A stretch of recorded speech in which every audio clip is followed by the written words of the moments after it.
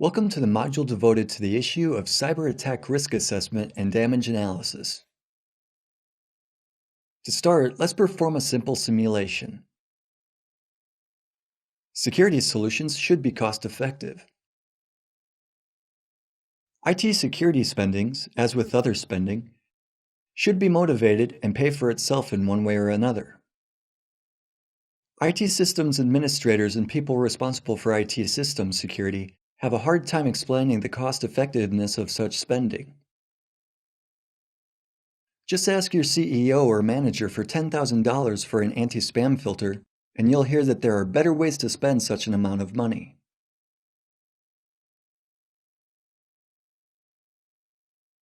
Let's try to perform a simple cost-effective analysis of allowing spam or viruses. We will assume the following scenario. We work for a company where the average yearly salary is $60,000. There are 260 working days in a year. Let's suppose that getting rid of a virus that somehow managed to infect a computer takes 2 hours. This is a rather optimistic scenario, but it's also evened out. Getting rid of a computer virus means a 2-hour break in work for the user of the infected computer. At the same time, these are the 2 hours of work of an IT specialist who performs the operation. If we divide the average salary by the number of working days in a year, and then multiply the result by the sum of the time consumed, we will get the cost of getting rid of a virus from one computer.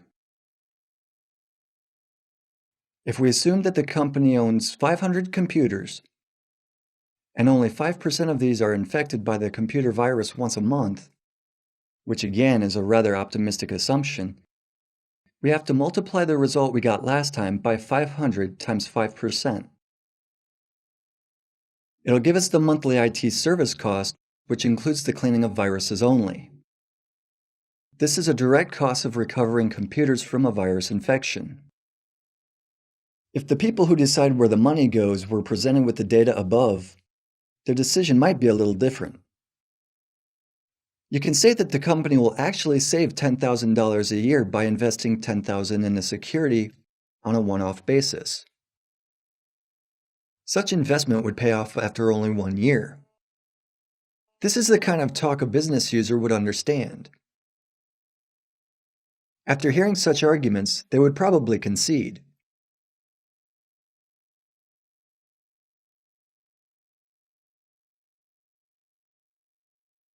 The aim of this module is to convince you, the people who are responsible for IT system security in your companies, that risk assessment and valuation is one of the elements of a successful security policy.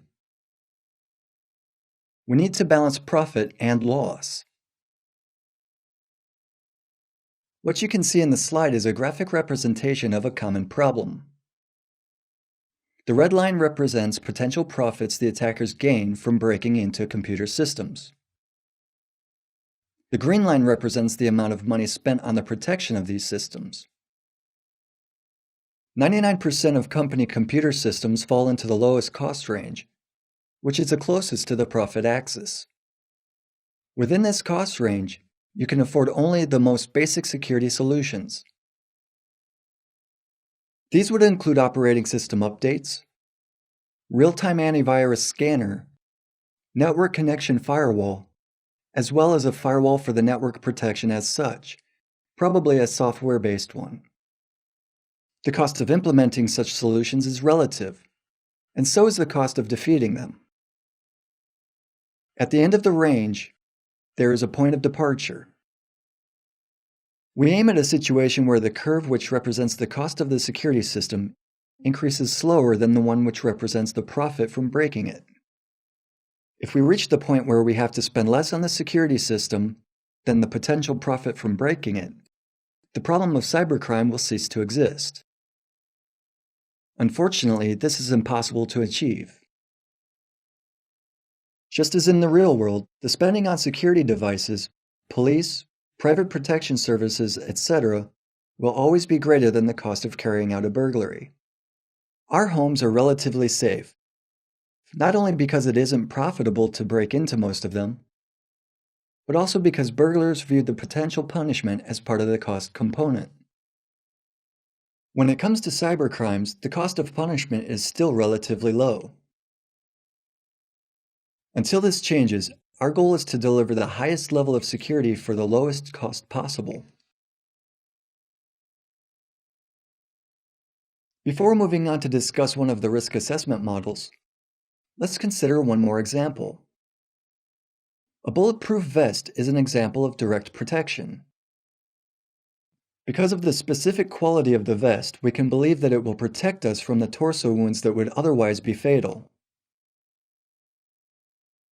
This is definitely a considerable profit.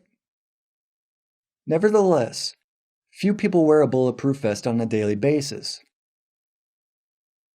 In the case of an attack, the profit is great, but so are the costs of the protection.